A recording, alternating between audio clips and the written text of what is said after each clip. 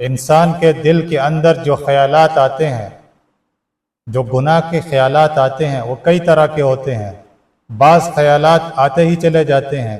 اور بعض خیالات آتے ہیں اور کچھ دیر دل میں ٹھہر جاتے ہیں، اور بعض خیالات انسان خود دل کے اندر لے کر آتا ہے، اور بعض خیالات آنے کے بعد انسان ان کے کرنے کے اوپر عزم کر لیتا ہے۔ اللہ تعالیٰ کا ارشاد ہے وَإِن تُبْدُوا مَا فِي أَنفُسِكُمْ أَوْ تُخْفُوهُ يُحَاسِبْكُم بِهِ اللَّهُ، تمہارے دل کے اندر جو برے خیالات آتے ہیں، گناہ کے خیالات آتے ہیں، اگر تم ان کو ظاہر کرو یعنی ان کو وجود دے دو، ان کو عمل میں لے آؤ،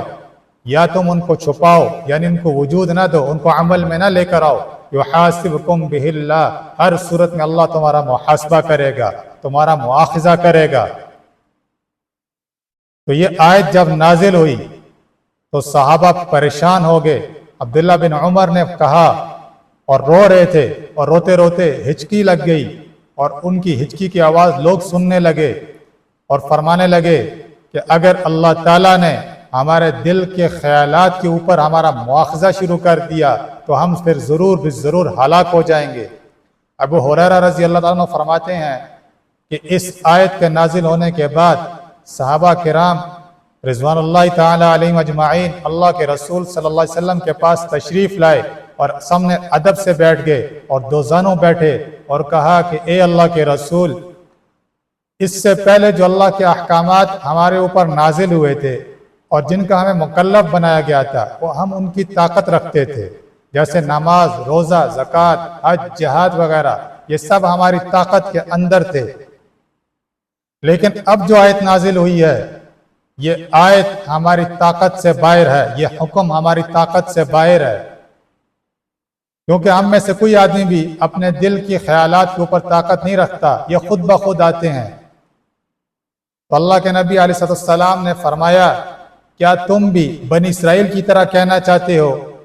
سمعنا وعصینا، کہ اللہ کا حکم آ گیا، ہم نے سن لیا، اب ہم اس کو نہیں مانتے،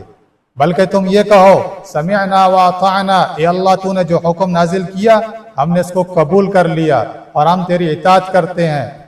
غفرانک ربنا والیک المصیر، لیکن اے اللہ تو ہمیں بخش دینا اور ہم تیری ہی طرف لوٹ کر آنے والے ہیں۔ صحابہ نے یہی کہنا شروع کر دیا جو اللہ کے نبی نے ان کو نصیحت کی، سمعنا واطعنا، اے اللہ ہم نے قبول کر لیا اس آیت کو بھی اور ہم تیری اطاعت کرتے ہیں، تو ہمیں بخش دے۔ تو اللہ کو یہ ادا اس قدر پسند آئی کہ اللہ نے اس کے بدلے 4 انعام عطا کر دیے۔ اگلی آیت اتاری، لا یکلف اللہ نفسا الا وسعها، اللہ کسی بھی انسان کو مکلف نہیں بنائے گا اس حکم کا جو اس کی طاقت کے اندر نہ ہو، لہا ما کسبت وعلیہا ما اکتسبت، لہذا جو تمہارے دل میں خیال آتے ہیں وہ سب معاف ہیں جب تک کہ تم ان کا کسب نہ کر لو، یعنی تم ان کے کرنے کا عزم نہ کر لو اور ان کو وجود نہ دے دو، اس کو عمل میں نہ لے کر آؤ۔ اس سے پہلے سب معاف ہو جائیں گے، لیکن جب عمل میں لے آؤ گے، وجود دے دو گے، پھر اللہ معاف نہیں کرے گا، پھر اللہ مواخذہ کرے گا۔ تو یہ پہلا انعام اللہ نے دیا کہ دل کے سارے گندے خیالات اللہ نے معاف کر دیے۔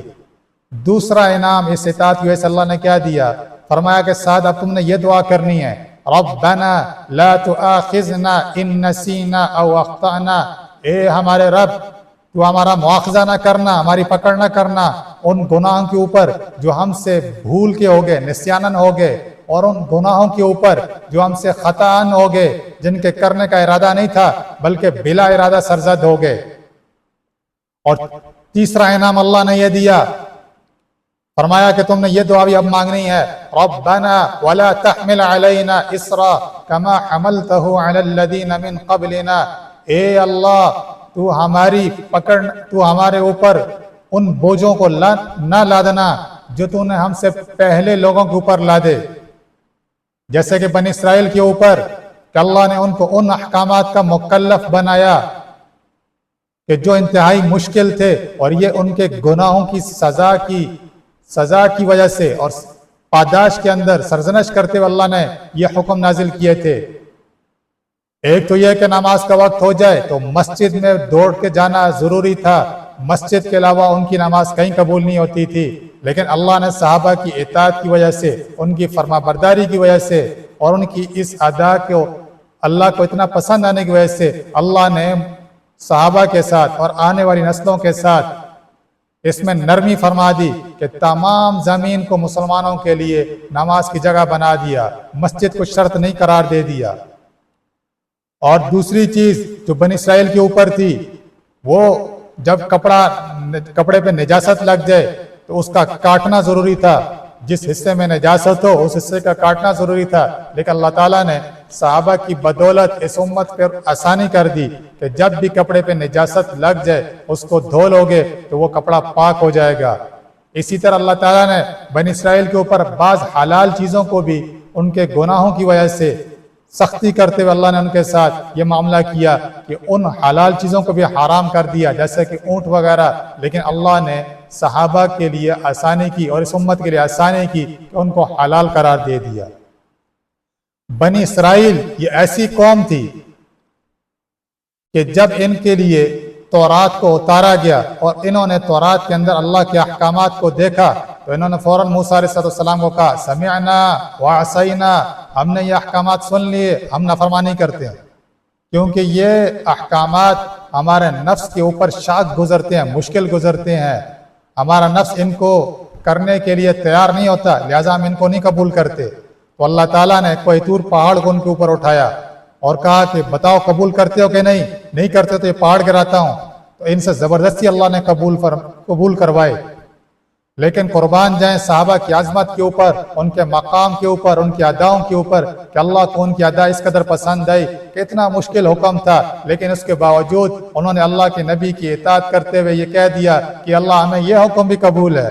لیکن ہم تجھ سے یہ کہتے ہیں کہ تو ہمیں بخش دے۔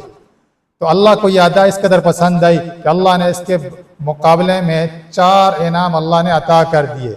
پہلا انعام کہ دل کے خیالات جتنے بھی ہیں سب اللہ کے ہاں معاف ہیں جب تک کہ ان کو عملی وجود نہ دیا جائے۔ دوسرا انعام کہ جتنے بھی گناہ بھول کر یا خطاً ہوئے ہوں سب اللہ نے معاف کر دیے۔ تیسرا انعام اللہ نے یہ کیا کہ اللہ نے احکامات میں آسانی کر دی، بنی اسرائیل کے اوپر سختی کی لیکن ان کے لیے آسانی کر دی، اس ساری زمین کو سجدہ گاہ بنا دیا، مسجد بنا دیا، اور جہاں کپڑے پہ نجاست لگ جائے تو دھو لو، تو اللہ نے کہا وہ نجاست سے کپڑا پاک ہو جائے گا۔ تیسری چیز کہ اونٹ وغیرہ جو بنی اسرائیل پہ حرام تھے اللہ نے اس امت کے لیے حلال قرار دے دیے۔ اور چوتھی چیز کہ بنی اسرائیل کی توبہ کی قبولیت کی شرط اللہ نے قتل رکھا تھا، جب انہوں نے بچڑے کی عبادت کی اور اس کے بعد توبہ کرنا چاہیے تو اللہ نے کہا توبہ ایک شرط پہ قبول کروں گا کہ تم اپنے آپ کو قتل کرو، یعنی باپ نے اگر بچڑے کی عبادت کی ہے تو بیٹا باپ کو قتل کرے، قریبی جو ہے وہ قتل کرے، تو قتل سے اللہ نے ان کی توبہ قبول کی تھی۔ لیکن اللہ نے اس امت کے لیے آسانی کر دی کہ جو بندہ بھی استغفار کر لے اور پچھلی زندگی کے اوپر ندامت کا اظہار کر لے اور آئندہ گناہ نہ کرنے کا ارادہ کر لے تو اللہ اس کی توبہ قبول کر لیتا ہے۔ تو یہ صحابہ کی عظمت کی وجہ سے اور مقام کی وجہ سے تھا۔ چوتھا انعام اللہ نے کیا دیا؟ ربنا ولا تحملنا ما لا طاقت لنا به، اللہ تعالیٰ نے کہا صحابہ کو تم نے یہ دعا بھی مانگنی ہے کہ اللہ تو ہمارے اوپر وہ مصیبتیں اور تکالیف نہ لے کر آنا جن کی طاقت ہم میں نہیں ہے، جن کی برداشت کی طاقت ہم نہیں رکھتے۔ یہ چوتھا انعام اللہ نے صحابہ کو دیا کہ اس امت کے اوپر اللہ تعالیٰ وہ تکلیفیں نہیں لے کر آئے گا، وہ آزمائشیں نہیں لے کر آئے گا جو ان کی طاقت سے باہر ہوں گی۔ اور پانچواں انعام اللہ نے کیا دیا؟ فرمایا وَاعْفُ عَنَّا وَاغْفِرْ لَنَا وَارْحَمْنَا، یہ مانگتے رہو کہ اللہ ہمارے ساتھ عافیت کا معاملہ کر، بخشش کا معاملہ کر، رحم کا معاملہ کر۔ تو اللہ تعالیٰ نے وہ بھی کر دیا۔ وَانْصُرْنَا عَلَى الْقَوْمِ الْكَافِرِينَ، وہ معاملہ کیسے کیا؟ عافیت کا، بخشش کا، رحم کا۔ اللہ فرماتے ہیں ان الحسنات یذہبن السیئات، یہ امت نیکیاں کرے گی لیکن یہ نیکیاں ان کے گناہوں کو مٹاتی چلی جائے گی۔ یہ رحم کا معاملہ اللہ نے کر دیا، بخشش کا معاملہ کر دیا۔ من جاء بالحسنہ فلہ عشر امثالھا، اللہ فرماتے ہیں ایک نیکی لے کر آؤ گے اللہ 10 کے برابر اجر عطا کرے گا۔ یہ اللہ نے رحم کا معاملہ کیا۔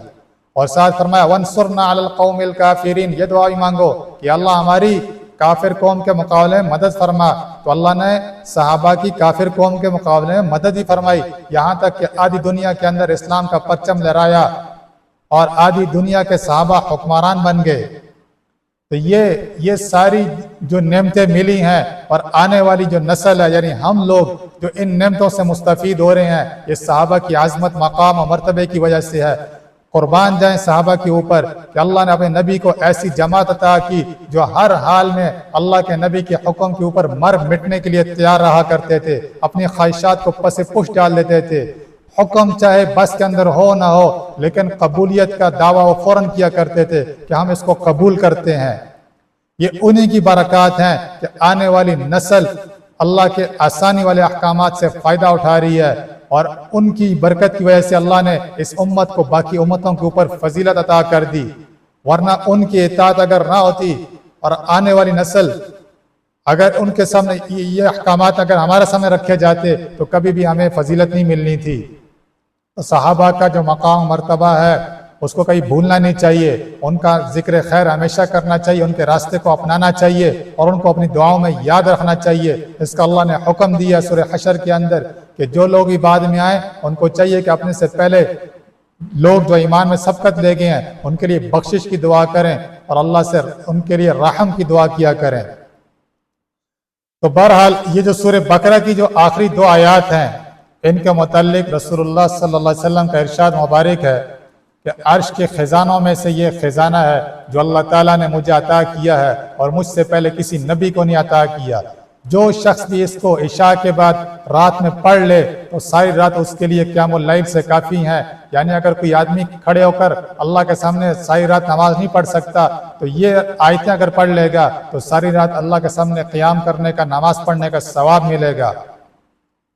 اور ایک اور جگہ اللہ کے نبی علیہ السلام نے ارشاد فرمایا یہ جو سورہ بقرہ ہے اس کا پڑھنا برکت ہے اور اس کو چھوڑنا حسرت ہے، اور یہ جادو کے لیے توڑ ہے، یعنی جادو اس کا مقابلہ نہیں کر سکتا، اس کے سامنے کھڑا نہیں ہو سکتا۔ تو یہ جو سورہ بقرہ کی آخری 2 آیات ہیں ان کو اپنی زندگی کا معمول بنانا چاہیے۔